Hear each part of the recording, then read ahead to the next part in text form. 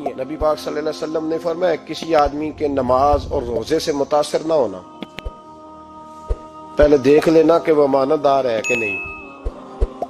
کسی کے نماز روزے سے متاثر نہیں ہونا، پہلے دیکھ لینا کہ دیانت دار ہے کہ دیکھنا لوگوں کی جیبوں پہ کتنی نظریں ڈالتا ہے۔ فرمایا بہت سارے نماز روزے والے دھوکے بازی کرتے ہیں، دیانتی نہ کریں، اپنے عہدے کا پاس رکھیں، اپنے منصب کا خیال رکھیں۔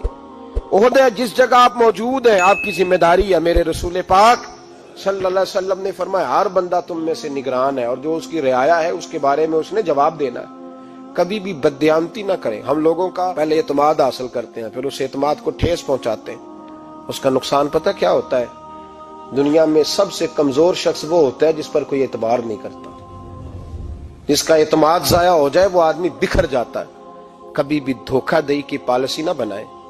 ہم لوگوں سے مفادات لینے کے لیے اپنے رویے میٹھے کرتے ہیں، اور جب کام نکل جاتا ہے پھر ہمارے رویے بدل جاتے ہیں۔ یہ دھوکہ ہے، یہ بددیانتی ہے۔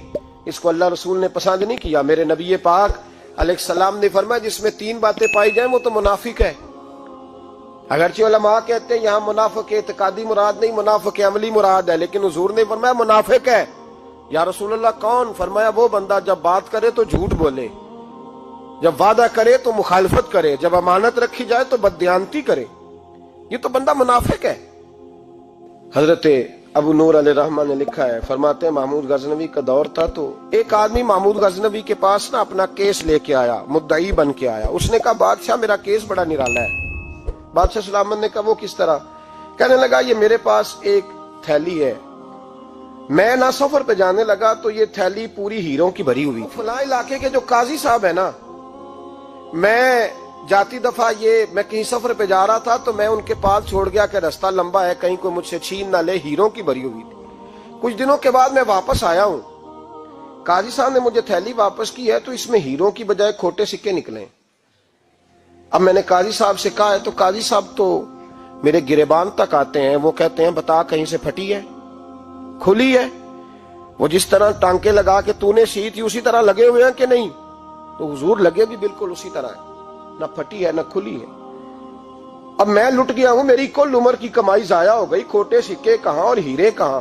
تو مہربانی کریں، اور آپ کی بارگاہ میں اللہ رسول کے نام پر حلف دیتا ہوں کہ میں ہوں بالکل سچا۔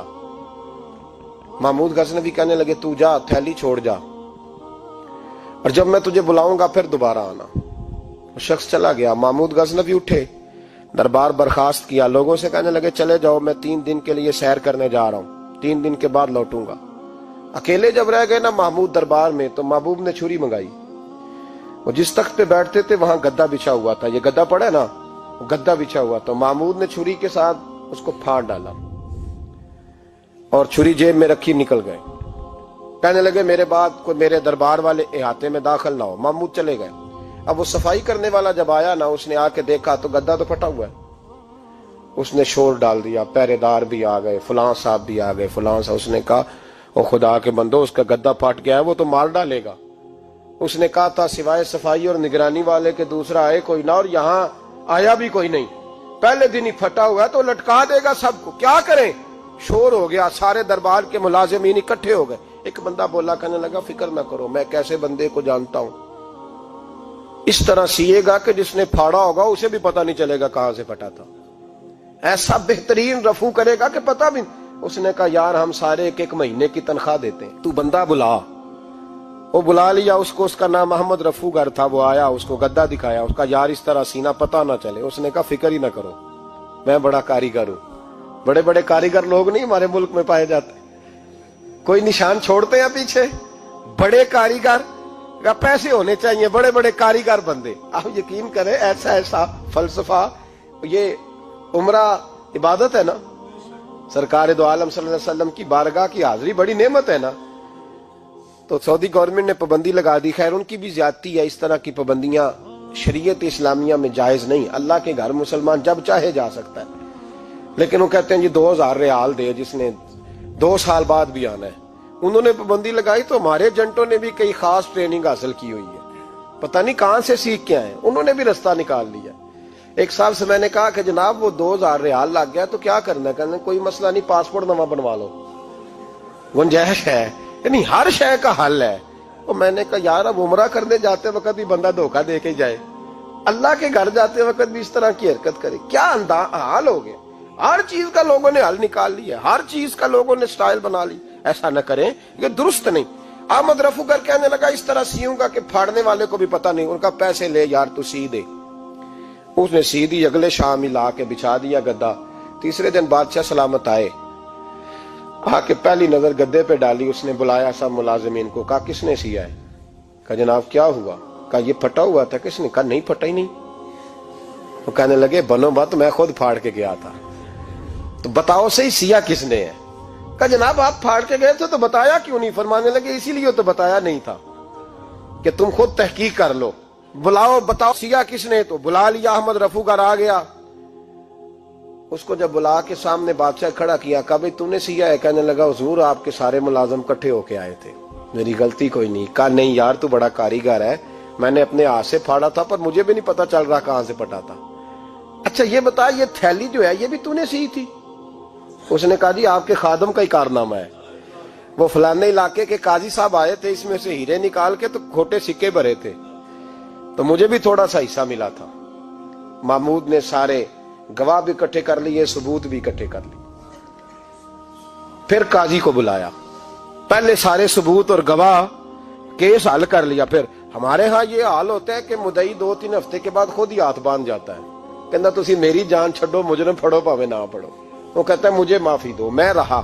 ظلم ہے نا, ظلم زیادتی ہے کہ جو بیچارہ اتنے سوال مجرم سے نہیں ہوتے جتنے مدعی سے ہوتے. آپ یقین کریں اتنے سوالات ہوتے, بیچارہ ہف جاتا ہے. یہ طریقہ درست تو نہیں ہے کہ لٹ گیا اور دوسرا طرح طرح کے سوالوں کے جواب دیتا پھرے بیچارہ. سارے ثبوت اکٹھے کر کے قاضی صاحب کو بلایا, تنہائی میں لے جا کے. محمود غزنوی نے کہا قاضی صاحب آپ سے غلطی ہو گئی, غریب آدمی تھا, وہ لٹ گیا ہے, اس نے تو بڑی مشکل سے کچھ ہیرے جمع کیے تھے اور اس کی کل کائنات تھی, تو آپ اس کا مال اسے دے دیں, بات ختم. قاضی صاحب کہنے لگے آپ مجھ پہ الزام لگا رہے ہیں, سوال ہی نہیں پیدا ہوتا. آپ میری داڑھی دیکھیں, آپ میرا اعزاز دیکھیں, دنیا جانتی ہے میں اس کا. قاضی صاحب انسان بھول ہی جاتا ہے, بندہ بھول جاتا ہے, غلطی ہوگی. مال نے کہا نہیں سب, کہا میں تنہائی میں پوچھ رہا ہوں, میں اس وقت پوچھ رہا ہوں جب دوسرا موجود کوئی نہیں. آج توبہ کر لے, میں کچھ نہیں کہوں گا, تو میری زبان پہ اعتبار کر, تجھے پتا ہے میں جو کہتا ہوں اس پہ عمل بھی کرتا ہوں, باز آ جا. پر قاضی نے کہا نہیں میری غلطی کوئی نہیں. محمود نے پھر بڑے دربار میں بلا لیا, مجمع عام میں. مہلت کے دنوں میں جو توبہ کر لے وہ بچ جاتے ہیں, لیکن لوگ رسوائیوں کے دنوں میں پھر واپس لوٹتے ہیں اگلا گھر دیکھ کے, پھر حالات اور طرح کے ہو چکے ہوتے ہیں.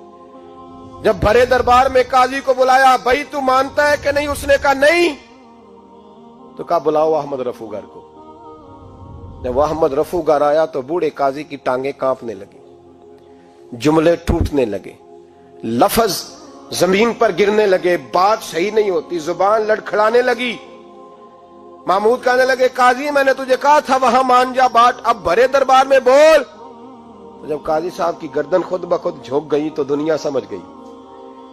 کہا نکل جا میرے دربار سے. محمود بولے نکل جا, اتنی تجھے عزت دی, اتنی بڑی تنخواہ دی, قاضی بنایا, اور یہ تھوڑی سی رقم کے لیے, تھوڑی سی رقم کے لیے تو بددیانت ہو گیا, چل چلا جا, نکل. قاضی دربار سے نکلا تو لوگ لعنتیں برسانے لگے. کل جو دکانیں چھوڑ کے سلوٹ کرنے آتے تھے وہ کہنے لگے اس کی عمر دیکھو, اس کے کام دیکھو, دیکھو اس نے کیا کیا.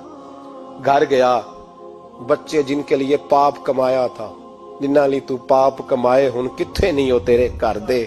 وہ بچے کہنے لگے ابا جی ہم تو سکول مدرسہ جانے کے قابل نہیں رہے, امید تھی کہ بیوی ساتھ دے گی.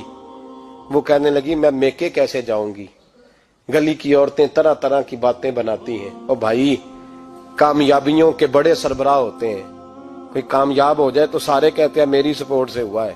ناکامیاں ہمیشہ یتیم ہوتی ہیں, ناکامیوں کا کوئی سربراہ نہیں ہوتا.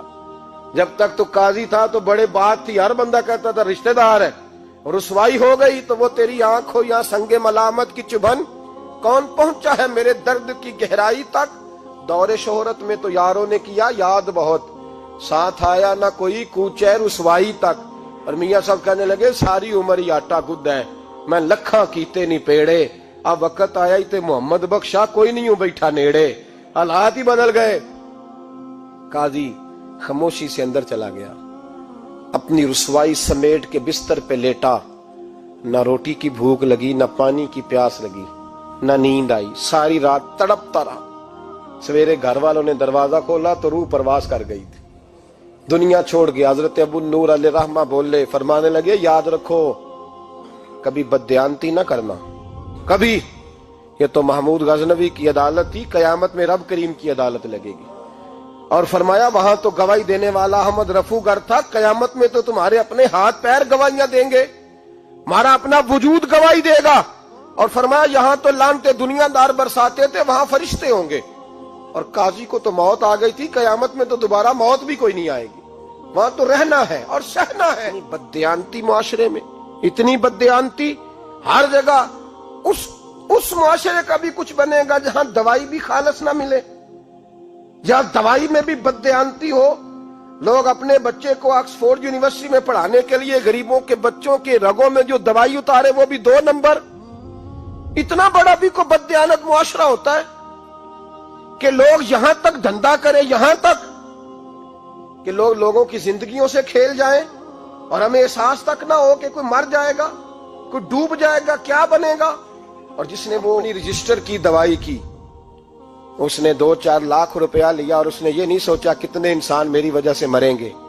कत्ल सिर्फ ये तो नहीं होता गोली मार के मार देना, लोगों की जिंदगियों से लोग खेल जाते हैं, लोग तबाही कर जाते हैं, लेकिन बदयांती से बाज नहीं आते। मेरे रसूल पाक अलैहिस्सलाम के गुलामों, नबी पाक सल्लल्लाहु अलैहि वसल्लम ने जरा सी बदयांती, और सहाबा का ये मिजाज था, इतनी सी भी कभी उनसे गलती होती तो तड़प